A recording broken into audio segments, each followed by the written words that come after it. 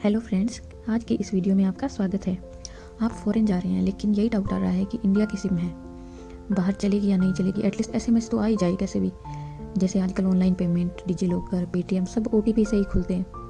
तो अगर आप बीएसएनएल के यूज़र हैं तो हमारे पास आपके लिए बहुत ही आसान सुझाव है। आपको अपने नज़दीकी बीएसएनएल सर्विस सेंटर यानी कि सीएससी पे जाना है। जी हाँ, इंडिया की जो सिम आप यूज़ कर रहे हैं वो फ़ॉरेन में नहीं चलेगी। इसके लिए आपको चाहिए dual MC SIM. So go and get your international SIM from your nearest CSC. ये सिम लेने के लिए और इंटरनेशनल रोमिंग ऐड करवाने के लिए 3 बहुत ही इजी स्टेप्स हैं। सबसे पहले आपको सिम चेंज करवानी है। सेकंड, एक इंटरनेशनल टैरिफ प्लान ऐड करवाना है। और थर्ड है मैनुअल नेटवर्क सिलेक्शन। सो एक एक करके हम तीनों के बारे में समझेंगे डिटेल में। सबसे पहला है सिम चेंज करवाने का। सिम चेंज करवाने के लिए आपको क्या करना है, अपने नियरेस्ट सीएससी सेंटर पर जाना है और सिम चेंज करने के लिए आपको बोलना है कि मुझे सिंगल एमसी से डुअल एमसी सिम चेंज करनी है। इसके लिए आप अपनी कोई भी आईडी प्रूफ ले जा सकते हैं, पासपोर्ट लेके जाना है। सो सिंगल एमसी का मतलब होता है सिंगल ऑपरेटर, जैसे कि बीएसएनएल है तो बीएसएनएल, जियो है तो जियो, वोडाफोन, एयरटेल।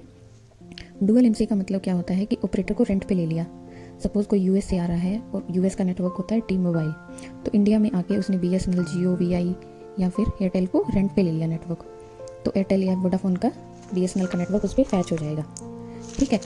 इसके बाद में आपको सेकंड स्टेप क्या है, सिम चेंज कराने के बाद में अब आपको इंटरनेशनल रोमिंग प्लान ऐड करवाना है। तो 2 पॉपुलर प्लान है। सबसे पहले क्या है, एक 57 का एसटीवी। इसमें आपको 30 डेज़ की इंटरनेशनल रोमिंग ऐड हो जाती है, मतलब 30 डेज़ की वैलिडिटी हो जाती है इंटरनेशनल रोमिंग की। सेकंड प्लान है 167 में 90 डेज़ की वैलिडिटी होती है इंटरनेशनल रोमिंग की, और इंटरनेशनल रोमिंग आपके नंबर पर ऐड हो जाता है। इसके साथ ही मेरा एक सजेशन है कि आप एटलीस्ट 500 का सी टॉप अप यानी कि रिचार्ज करवा लें अपने नंबर पे, बिकॉज इंटरनेशनल रोमिंग में कोई भी चीज़ फ्री नहीं होती है। जैसे कि इनकमिंग, आउटगोइंग, एसएमएस, जीए, पीआरएस सबके पैसे लगते हैं। ये अमाउंट डिपेंड करता है कि आप कौन से कंट्री में हैं और कौन सा नेटवर्क आपके नंबर पे फैच हुआ है। तो जब आप इमरजेंसी में कोई कॉल रिसीव करना चाहें, एसएमएस करना चाहें, तो ये अमाउंट आपके काम आएगी। सो एटलीस्ट 500 का सी टॉप अप करवा लें। कॉल रेट अलग अलग कंट्री में अलग अलग नेटवर्क के हिसाब से अलग अलग होती है। अब है थर्ड स्टेप, नेटवर्क सिलेक्शन। तो जिस कंट्री में आपको जाना है वहाँ कौन सा नेटवर्क है और क्या कॉल रेट है, इसके बारे में जानकारी आपको एक वेबसाइट है बीएसएनएल की, ir.bsnl.co.in पर मिलेगी। सपोज मुझे यूएस में जाना है, वहाँ का नेटवर्क है टी मोबाइल। तो टी मोबाइल का नेटवर्क ये आप देख रहे हैं, इसकी क्या क्या कॉल रेट रहेगी, इसके बारे में जानकारी दी गई है। अब अगर आप ये कर लिया आपने, उसके बाद में आप यूएस पहुँच गए। यूएस पहुँचने के बाद आप अपने फ़ोन में नेटवर्क सिलेक्शन में ऑटोमेटिक की जगह मैनुअल नेटवर्क सिलेक्शन करना है।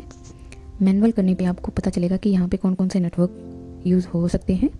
सो वहाँ आप यूएस और कोई भी कंट्री जो सेलेक्ट किया आपने, वहाँ पे भी बीएसएनएल की सुविधाओं का लाभ ले सकते हैं। तो हमारे साथ ऐसे ही बने रहिए। Thank you.